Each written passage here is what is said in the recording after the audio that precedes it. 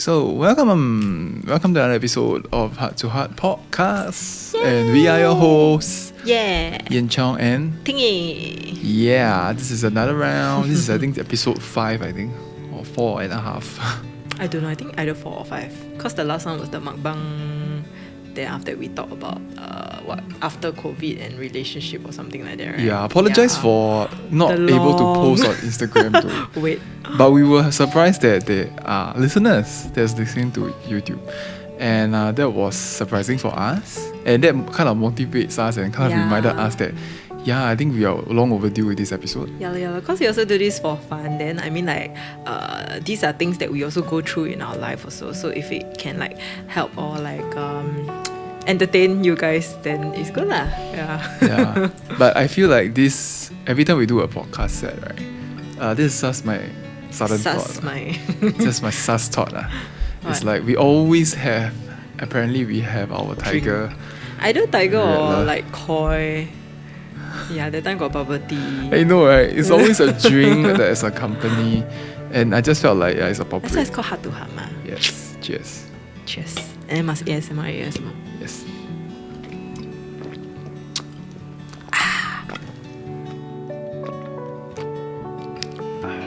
Oh my god. Okay. Serious This business. Is food porn or drink porn. ASMR porn. ASMR porn. Okay, so today's topic, which we feel is very relatable to a lot of people out there, especially this year, and it's also very relatable to us, is wedding and COVID-19. Yeah. So I think a lot of you already know that we were supposed to have our wedding on 12/12 of this year. I mean, currently now we're recording this is September already lah. And we are also facing the possibility of having to postpone our wedding. Yeah. And we're sure that a lot of couples are going through that or have already gone through that pain of postponing. Yeah, so we're going to talk about that today. Yeah, I think we were kind of we are sharing the same sorrows, and it just happened. So this year, I think we are also part of this affected party, and also service provider for wedding. So we see from both ends of the whole situation. Oh god. Sorry. So with this whole thing, we wanted to kind of give our thoughts, very casual chit chat, and just kind of hope our insights can help couples make their decision, whether you are planning or you are trying to postpone, or are you trying to kind of navigate through this whole situation. Yeah, and I think we're going to talk about our own experience also, our own decision making and all that also. Yeah, I feel we should walk through this context first, then kind of give an afterthought and see whether we have any conclusion with this podcast also. Yeah. Okay, so talking about our situation, right? Because when we booked the location, it was way before COVID lah, of course. Then we didn't. It was supposed to be for 18 tables, which is 180. Then it was supposed to be on 12/12. Then now, because of the COVID situation and the maximum cap is at 50, right? Still, and I don't know lah. It feels like. Might as well postpone. I mean, for us, we have the liberty to postpone because we already have the house and we already ROM. So we are actually not in a rush to go through, rush through a wedding just to get the cert lah. Yeah, because we already have the cert. Yeah, I think fair enough. I think fair point. If my belief is always, if you want to do it properly, do a proper one. As much as we want the date, and the date was even calculated by Suang Min kind and directed to 12/12. Yeah, so it's not we purposely choose because it's nice number. It's what also for us. Yeah, it was pre-calculated, and it just felt right. That we just thought that was the date that we're gonna do. Initially, it was nah, it shouldn't be. It won't affect all the way to the last batch. And we as the time goes by and phase 2 getting more and more pessimistic. Never get to go to phase 3. But rumors says, just say rumors. It's not I quote. Don't quote me. That November we'll have phase 3 coming out. But that doesn't mean that it's confirmed lah. It's just hearsay. So by then I don't even know whether we are follow up with the wedding, or we will be postponing it. Yeah, no, and then another headache that we have is that the initial location that we agreed on, now because of COVID and unforeseen circumstances, the restaurant and the hotel, the restaurant don't want to continue the leash with the restaurant, so the location that we agreed upon will not be given to us. So they are throwing us to another location which we don't like. So it's like we're really gonna be forced to like postpone it because that we're only left with like 2 location option, and the one that we want is already booked for 12/12. So we say that like if any of the 12/12 couple for that location back out, right, just straight away slot us in. But so far like no news lah, so don't know. Yeah, I think for us it's double the damage. Partly also because it's such a good date. At 12/12 we already released a few couples because we had our own wedding plans. And that gives us opportunity cost loss. Plus, I can't even host a wedding end of the day after rejecting the other couples. Yeah, and we also need to give an answer to like our friends and relatives who, like by a certain time lah. Cause I mean we also can't expect them to keep holding the date for us also. Yeah. It's like we are dreading to answer this whole thing. Because we don't even have answer for ourselves. I don't think it's fair to answer to our relatives without having a proper plan. But from the looks of it, postponing seems to be the only options, which is I think kind of the trend for Chinese couples. Everybody was like, if we can't host in the X amount of tables that we are going to host, which is now 50 people, then we must well just going to postpone it. But some really, because circumstances like getting the keys, they're going to start their renovation, they're going to get their keys. Yeah, then they will have no choice lah. Then they cannot postpone. Then that is this batch, this 2020 batch will be like I got no choice, I just want to do, or I don't even intend to invite. Then this is the best time to reduce the number of tables to save money. Excuse to reduce. Yeah, it's just this kind of situation where I think it's either a positive if you kind of look it in that way. But if you still want your authentic, your own style that you want to really have a lot of friends and family, or maybe stuck overseas unable to come in, then I think postponing is the only way to go. Oh, and then we have another kind of situation which one of our bride is facing also, because she did her ROM this year January 17th, not 17th, January 19th. So apparently we didn't know until she told us. ROM came out with this new rule that if you want to carry out a banquet, right, it must be within 1 year of your ROM. So if it's after 1 year, right, like the venue or the location or the hotel will not even be allowed to take your booking. So initially she actually planned for like next year December end. So by then it will be like almost 2 years past her ROM. But then now because of this new ruling, right, she had no choice but to like push it like almost 1 year forward to like January next year to make it within that time. Yeah, so you also have situations like that where like you're really like no choice, want to postpone also cannot. Yeah. Also in fact, we don't even know the government actually did such an arrangement. Fun fact, we already signed the paper since like 4 or 5 years ago. Yeah. So to us, it's like, are we still in that batch? Or, did the government just forget about us? It's like, are we still never say anything to us. Don't even know whether we are allowed to host as a banquet. Yeah, because wedding is special case, that's why I have the 50. Events are not even allowed to start unless you have a special permit to host. 250, that is like business related. So ours is neither here nor there. So we can't really host an event because it's not a business thing. And we can't really host a wedding because the sign already 1 year later already. That's considered expired privilege. So we are like stuck in between here and there. And we didn't even, at this point in time where we're sharing this, we don't even know which umbrella we are under. Yeah, because there's also nobody to enforce. to enforce this law also. like that bride who went through this, she also didn't know until like her wedding planner informed us, and then like they checked with ROM, and then they checked with the location. Then the location was like, yeah, we cannot take your booking for this date because it's like 1 year after that. Expired. Yeah. It's like basically your, you know, when you go learn driving, then they give you the learner's permit. That one right before you take your final theory. Yeah, that kind of. So it lasts 6 months, and you have to pass within 6 months, so that kind of thing. If not, must retake. Yeah, I think it's the same theory. But our advice is, if you are having this situation right now, please check with all the vendors that is involved to make sure that you are still in the legal side of things, to prevent any like, you know, hiccups. You know, when you already lock down all the vendors, then now the venue say no, you can't. So please make sure. I mean, thank God our friend, the vendors are all open on the date that is like 9 months earlier than the actual date.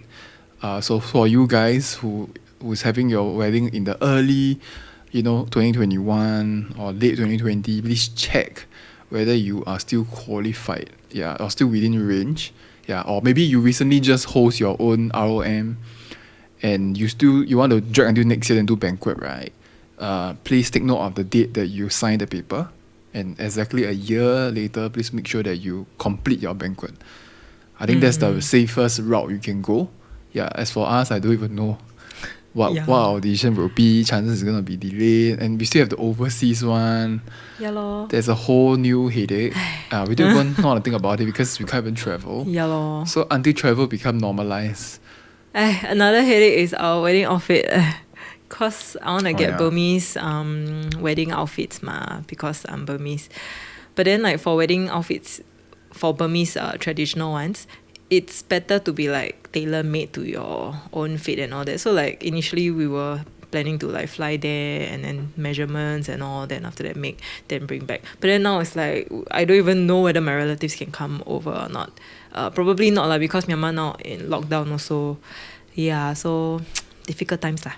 Yeah, but I think for us we very 看得开 already because we already got a house, so no rush also. And okay lah, we also like communicate about all these things very openly. So I think whatever couples are facing like for this, right, just make sure you all communicate properly. Don't leave any like don't assume blood. lah. Yeah, don't assume like your partner is okay with this or 1 day. Yeah, just 什么东西 just 坦白讲出来. Yeah, and get through together. Say Chinese. Yes, Chinese. Means things is serious. Oh. If she say Chinese, means things is serious. No, I feel like this whole saga just make us think that actually the expectations from different couples are set in differently. So maybe couples themselves don't even know what is the opposite thinking, like just want to make sure that all the family members are, well answered. Like the whole plan, is everybody okay with the plan? Maybe some family member might feel like it's not really a proper one, or they would still want some elements of the traditional thing, even though there's like 5 people rule, that kind of thing. We have seen couples being quite creative lah. Cannot please everyone also lah. And someone with so much restrictions. For anyone that not really sure exactly what we're talking about in terms of number limits, because now five people, 1 table, right? The whole arrangement, there's a whole chunk. I think we will just leave the links in the YouTube description just to let you see how dense the whole agreement is. But I think not only the banquet, the 5 people, the limit lah. It's about the, even when you like morning, gate crash, and then 接新娘 and all that, you need to be mindful of the 5 people limit also. So like a lot of things cannot do. Yeah, I see. We just got notification from our bride that is having her wedding in November. Because of the 5 people in one household or 5 guests in one household.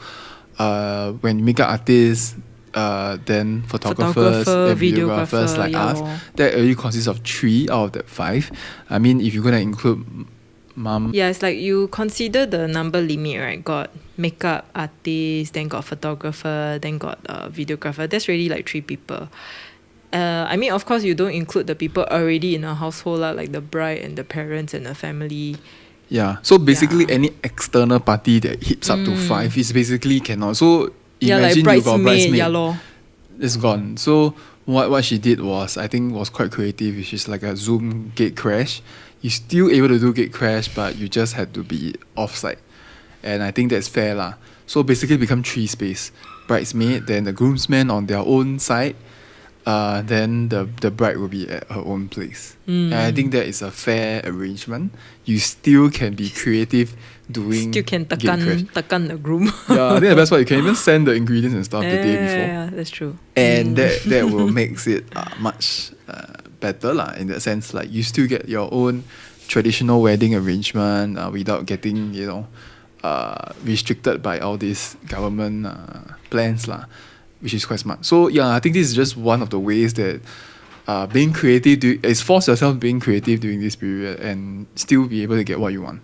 Yeah, as long as your family members, bridesmaids, groomsmen are cool with it, then I think no one's there to complain lah. Yeah, this is just one tip that we actually got. It's not like we invented one. It's our couple just like think out of the box and see how best to still get it. Yeah, and I think that's very impressive. And we just got the news today. Yeah. So this is like the very fresh information that we're yeah. giving out there.